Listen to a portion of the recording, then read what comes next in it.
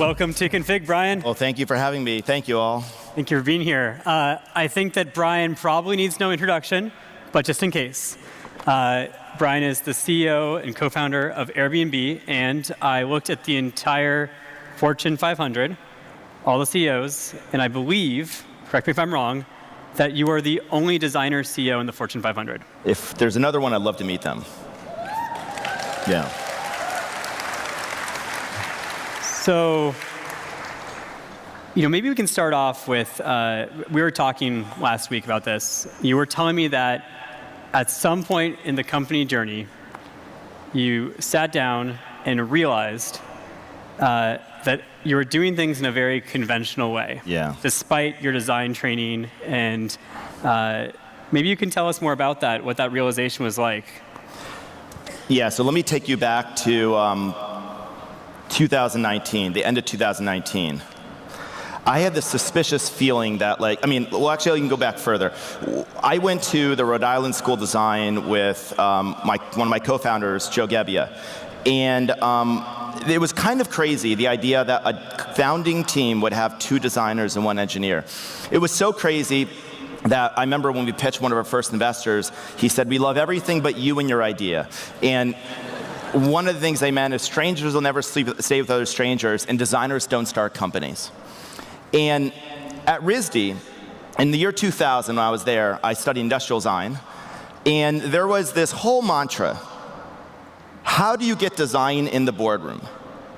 And Joe and I, maybe we didn't know any better, we thought, what if design just ran the boardroom? And that was the whole premise behind Airbnb. And so we had these magical ideas of what Airbnb could become. And for a moment, for a while, I felt like it was really special and magical. And then 10 years later, it's now 2019, and I wake up one day, and I have this horrible dream. And the dream is as if I've been gone for 10 years. I come back to the company, and it's unrecognizable. And I go on a hike in Bolinas, California, with my 2 co-founders, Joe and Nate. And I tell them about this dream. And they said, "What happened?" And I said, "That dream that we had, that company that would be magical, that was like an amazing product people loved, that we were starting to lose it. It was starting to wear out." And let me explain what was happening. See, I basically was a designer, and I kind of noticed there's 2 types of people in companies that never become CEOs. Engineers become CEOs in Silicon Valley, marketers become CFOs, finance people become CEOs, operators become CEOs. But the 2 people that never run companies are designers and head of HR. And I started thinking, why is this? And I think it's because design in some ways is fragile. Because companies are organized around the scientific method. And the creative process is something that requires nerve. And over the years, I started losing my nerve. And I brought in a lot of people from a lot of different companies, and they brought their way of working towards us. So what do? We basically divisionalized. So we had like 10 different divisions. They had like 10 different subdivisions. We were very much run by product managers. We had a plethora of A/B experiments. And the thing I started noticing is the more people we added, the more projects we pursued, the less our app changed. And the more the costs went up. And I didn't know what to do. It's now late 2019, and I tell Joe and Nate, and I'm like, I don't know what to do. And they're like, well, what are you going to do? And I said, well, I don't know, because we're about to go public. And so blowing up the company before you're ready to go public is kind of a bad time. So I go back home for the holidays, and it's now early 2020. We're preparing to go public. And it's right before 2020, I meet 2 people that changed my life. The first person I meet is a guy named Hiroki Asai. Hiroki Asai was the creative director at Apple, and he reported Steve Jobs, and he worked at Apple from 1998 to 2016. Wow. And the second person I already knew, but I got reacquainted, was Johnny Ive. And Johnny Ive ran design at Apple. And at that moment, I kind of forgot about the magic of this design renaissance that Steve Jobs had. And they described this company to me and the way of running a company with a design at the center, where it was a totally different way of running a company than everything I was taught. Everything I was taught about how you run a company was opposite of what Steve Jobs and Johnny Ive and Hiroki did at Apple. So I hired Hiroki Johnny had this firm. We brought him on. He became our #1 client. And now I have this idea. There's maybe a better way to run a company. But there's still a problem. We're going to go public. So what do? All of a sudden, I remember our business drops 80% in China. It's January 2020. And there was this thing that no one in the United States was talking about called COVID. And I remember thinking, wow, if this thing spread beyond China, it'd be really bad. Within 8 weeks, we lost 80% of our business. And when you're our size and you lose 80% of your business in 8 weeks, it's like an 18-wheeler going 80 miles an hour and then slamming on the brakes. Nothing good happens. We go from one of the hottest IPOs in the world to within 8 weeks, people writing articles like, is this the end of Airbnb? Will Airbnb exist? 8 weeks before we're prepared to go public. At this point, I've never luckily had a near-death experience, but the way it's been described to me is your life flashes before your eyes. And that's kind of what happened with our business. Our business flashed before our eyes. And at that moment, I remember thinking to myself, I don't know what's going to happen if we can save the company, but how do I want to be remembered? If this Airbnb is like a burning house, and I can only take half the things out of the house, what do I take with me? It suddenly was really clarifying. And another thing happened. I realized that for 10 years, I was apologizing about how I wanted to run the company. Because how I really wanted to run the company was as a designer. But I just didn't have the nerve. But the moment, like it was a crucible moment, we did that. So what do? We rebuilt the company from the ground up. We went from a business unit organization to a functional organization. So we had a design department, a marketing department, an engineering department, the way every startup is run. We took all the projects in the company. First of all, I asked every leader, show me your roadmap. They couldn't even figure out their roadmaps because everyone had a sub-roadmap on sub-teams. And those teams had roadmaps, and those teams had roadmaps. And so I said, there's a simple rule. If it's not on the roadmap, it can't ship. And it must be on one roadmap. So we had this giant exercise. We put every single thing on one roadmap. Then I said, we can only do 10% of the things on the roadmap. That was a wet reckoning. So I said, we're only going to do a few really big things. We took the very best people, we put them all in a few projects, and then I said, we're not going to do A/B test, unless A/B test.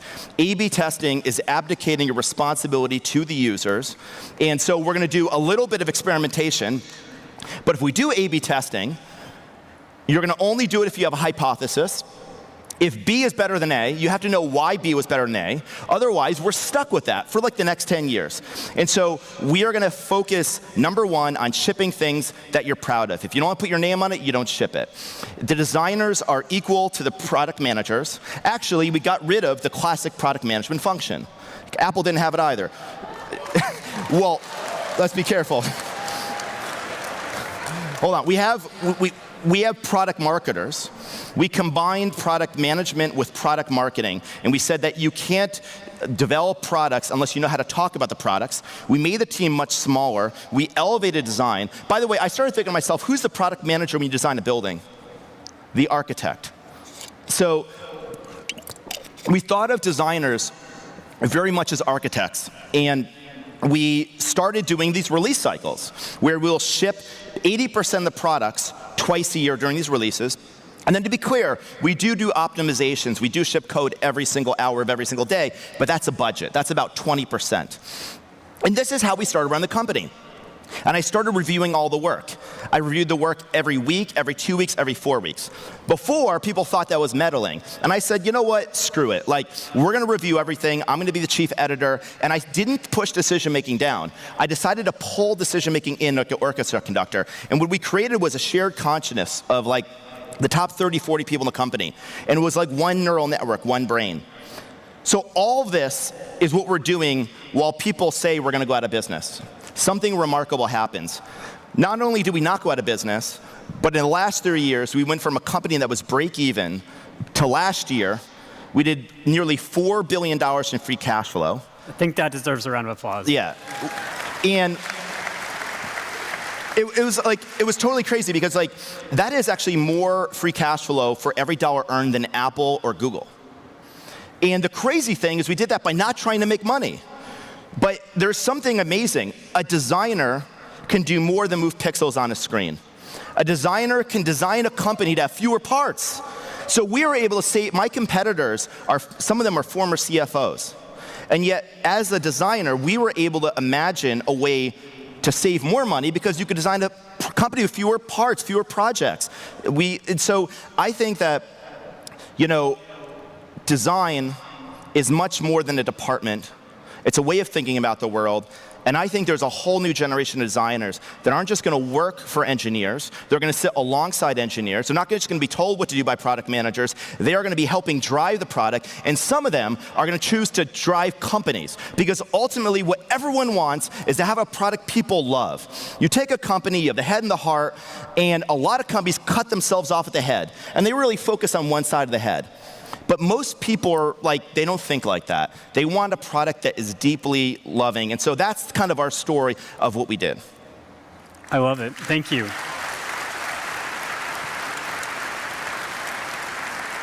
It was interesting to hear the audience reactions you talked.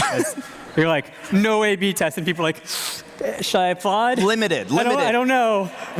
We do a control treatment, but it's not like we don't. Well, I thought you were we don't abdicating responsibility. Have a hypothesis. Think by first principles, and metrics are not a strategy. A strategy is not growing. That's not a strategy. Yep. That's not a strategy. We all want to grow, but a strategy, we talk about putting your arms around the entire company. We try to have one small design team that sees the entire product. And this is critical, because if you have an idea, it's like pulling on a string of a shirt. If you are contained to one surface, then you've got to get the entire company on board. And so that's why I think this integrated approach is so important.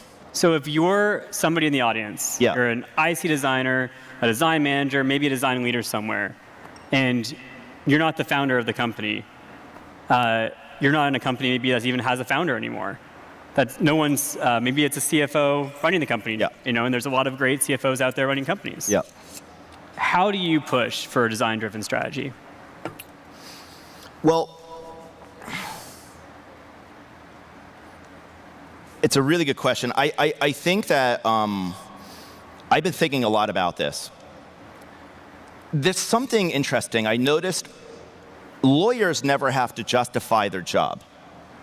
Or a CFO doesn't have to justify why you need a CFO. And there's very few functions where people feel like they have to constantly justify their job. And designers seem to constantly do it. Designers seem to constantly justify their job.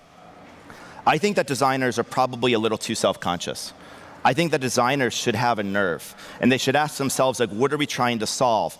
And be a little less compromising. I don't mean to be completely difficult inside the company, but I think that design as a function has probably ceded too much ground. Again, in many companies, architects don't seem to have this problem, because there's 1,000 years of history around that field. But we designers, a lot of us came late to the party. Web designers came after software designers, and a lot of the great designers stayed in print and other areas. And so these entire functions like product management got built before a lot of the design department came in. Make no mistake, product managers are critical, but they shouldn't be doing the job of designer. And so I think that it's really important to really focus on a number of principles. Number one, I would try to make sure if you are going to do an A/B test or experiment, it should be hypothesis driven. That if it works, you should be able to say why, not just what. I think that designers should not be just focused on surfaces, they should be focused on user flows. I think that you should only ship something that you're proud of. Don't test something until after you're happy.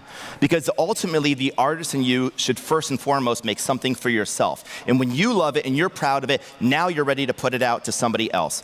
I think that designers should be trying to simplify every single thing they do. And I used to think simplifying was removing things. And what Johnny Hiroki at Apple taught me is that's not what simplifying is about. Simplifying is distilling something to its essence. And to distill something to its essence, you have to deeply understand it. It's physics, it's first principles. And then I think there has to be a sense of craft, obsessing over every single detail. And then I think if you're in an organization, you have to use their language and explain why it benefits them. If people love our products, they're going to want to buy more of them. What is the goal we're trying to do? Well, the goal is we need to grow this thing. Well, why do we need to grow this thing? Growth is not a goal. Growth is just a direction. That can't be just the goal. And so these are some of the things I would do. And I would try to do it in maybe in as collaborative a way as possible. But I often tell our engineers, the best thing for you is to pair you with design. Because otherwise, it's like running and one of your legs is shorter than the other. You're not going to go very fast. And so the best thing for engineers and the best thing for PMs is to pair them with great design from the beginning. Because a lot of companies, design has become a service organization. Design should not be a service organization unless that is explicitly the intention of the CEO. And that means it's not your job to catch things, to stop them before it goes out. It means it's your job to work from the very beginning, that design challenges technology and technology inspires art. It's not more important than technology, it's a perfect harmony from the very beginning. And I think just figuring out a way to tell this story and helping people understand that you benefit from me. One of the things that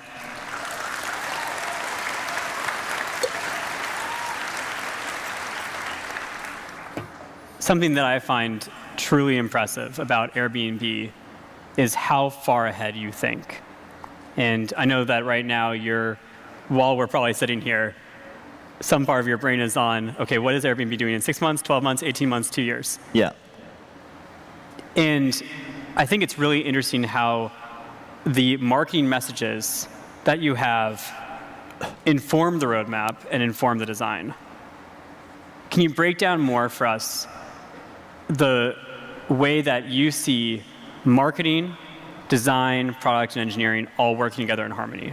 Exactly. So the first thing is we try to have a roadmap, and I am the keeper of the roadmap as CEO, and I think usually the CEO should be the keeper of the roadmap. Our roadmap is typically about 3 years out, but it's very fuzzy. It's like those video games where it gets fuzzier the further over the horizon.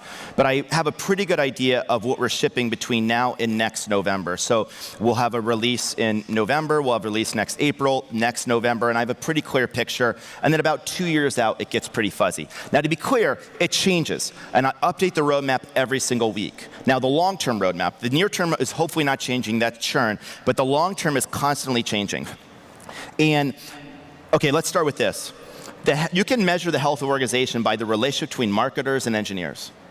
And in most companies, marketers are like waiters, and engineers are like chefs. And if the waiter goes in the kitchen, the chef yells at him. And that is not a great relationship. So the first thing is that we actually like to start a lot of product development, not just with design, but with marketing. Because our marketers, we want to actually have a vision and to figure out how they can tell a story. Then product marketing, again, product marketing is product management plus outbound marketing. It's a smaller function. It's an extremely influential function. They will work with the designers and us to establish, like, what is this project? What are the goals? What are we trying to solve? Then, we often will try to present something in its most native form. So if it's going to be a keynote, we'll start with a keynote. Then we go through depends on the roadmap, a really long concept development. So let's say we launch this product, Airbnb Rooms. We noticed the original Airbnb was really slowing in growth, and we wanted to figure out how to revive it. And so it often starts with an insight. And the insight was people are nervous staying in the homes of other people. They don't want to stay in the same home. And so we started realizing, wait a second, our listing, the person is non-existent because we've been optimizing for our home. So we were having this conversation and we're brainstorming, and that's when we had an insight. We said, what if we elevated the profile on Airbnb? And so then what we try to do is we have historical references. We always try to combine data and research. They're equally important. And research not just means the user, but historical references. And what is a historical reference of a profile with travel? It's a passport. So we said, what if we make the equivalent of a host passport for every single host? So then we started doing research on the kind of attributes you would want to know to stay with somebody. Then we started looking at design language for how you can create an animation. I love design language systems, but the problem with design language systems is you should design whatever you want and then you put it in the design language system. If you can only pull from the system, you're never going to be able to take a giant leap if it breaks the system. And so there were these new animations we had that opened and closed the passport. But then we started noticing that people had bad photos. So then we built an operation to take headshots of 40,000 people. If you were a designer in a corner of an app, it'd be hard to convince the marketing department to spend money to take photos. But when you're integrated, you can start to do this. And so these were the things we were able to start doing. And then we started thinking about how can we tell the story. So we start thinking about what a marketing campaign could be to elevate this product, because a lot of products fail because they're not well marketed. If you ship a feature and no one knows, did it really matter? And so a lot of times people give up on features too soon. They ship something, the data says it doesn't work, they kill the feature. Well, did you tell people about it? Do they know about it? And so this is kind of a little bit of the life cycle of how we do it. And then once we ship, we try to study how people are using it. We do look at data. We do sometimes do treatments and controls, but again, they're always hypothesis driven. And I think we can all agree that designers should be talking with users and customers. Yeah. Of course, then the lines start to blur when you're really trying to define design versus product management Yes. versus research. And how much should design go into product or research in those situations? I think that so way we organize it, we try to go really deep with experts. So not only do we have a design function, but we have a workshop group of a few dozen people that are trying to cover the entire app. We have a studio that is going through a lot of the specific implementations. We have people who focus on haptics, people focus on animation. I want to have people focus on typography and color. We put user UX writing under marketing because marketers historically are more writers. They have more of a writing background. So we really try to align everything to the functional expertise. And let me tell you a quick story about how we improve the product. So we recently created this thing we call the Airbnb Blueprint. And I was inspired by something Walt Disney did in the 1930s. He was making this movie called Snow White. It was the first feature-length animated film. And it was so long, he couldn't keep track of the film. So he created this thing called the storyboard. And that's when we realized, well, what if we do the same thing at Airbnb? What if we created a storyboard? So we storyboarded the end-to-end journey for guests and hosts. Then I asked the team, every single screen a user sees, put it on one wall. It turns out there's 150 screens. Then I said every user policy, every time you call customer service, what policy are you referencing? It turns out there were nearly 70 user policies. Some of these are 100 pages each. We mapped those out. Then I asked them to map out every single operational touch point. We mapped those out. This was really arduous. We called this wrapping your arms around the company. And then we went through 20 million customer service calls. We went through hundreds of thousands of social media posts, tons of workshops, and even our firsthand experience. Again, we believe people make products for themselves. And based on that, we created a prioritized map and systematically tried to fix our product. And I was really focused on, I used to tell a team, we can't do new things unless we have permission. And we don't have permission working on new things until people love our core service. And if they're complaining on social media and they're calling customer service, they don't love our core service, so we have to get our house in order first. And so that's kind of what we did, but I really try to focus on some pretty deep functional expertise. And I guess I would also just be useful. Wherever there's a hole, you can fill it. So it's almost like talking with customers isn't enough. You really have to get that bird's eye view of your entire experience. I think so. Otherwise, how can you do research in the first place? And I think you should be systematic about how to talk to customers. You should talk to customers, you look at the data, you should understand them, you should be using the product yourself, becoming the user. In all of this is your intuition. I think being a designer is like holding 5,000 ideas in your head, some of them contradictory. And we tend to call this intuition, and we get really nervous because it seems somehow not systematic. But I actually think a lot of great design comes from deep understanding of a problem. And so you're trying to absorb as much information as possible. Before we end, I'm sure that there's a bunch of people in this audience who are inspired by your story and are thinking, maybe I should go start something. What advice do you have for them? Well, I'll just go back to RISD. Why does design need to be in the boardroom when it can occasionally run the boardroom? Why aren't there at least a few more designers running Fortune 500 companies? I don't have an answer for that, but I do know a couple things. I think of myself maybe as a designer, but I'm not a designer the way most of you are, but I designed our business model. I designed our expense base. I helped design our organizational chart, our business, how we work, our story. I think that design is not just how something looks, it's how it fundamentally works. And I think it is one of the most important skills that we're going to need in the 21st century. You ever see there's two bad options and you're trying to pick between two bad options? Sometimes the right path is the third path. And that third path requires creativity. I think that a lot of business needs more heart and more imagination. And that is what everyone in this room can provide.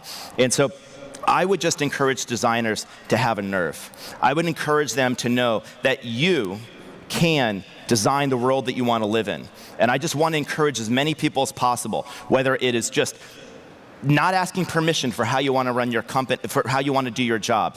Speaking up about what you believe in. If you're running a design department, try to make sure that the entire company is embracing your philosophy, or at least have a conversation. And also just know that designers can run companies, they can build things, they can ship things. And ultimately, when I joined Y Combinator, Paul Graham said, make something people want. Well, who knows what people want as well as designers? Not many other people. I think that is a core value that we have to the world. And I just think more designers should rise up and start companies.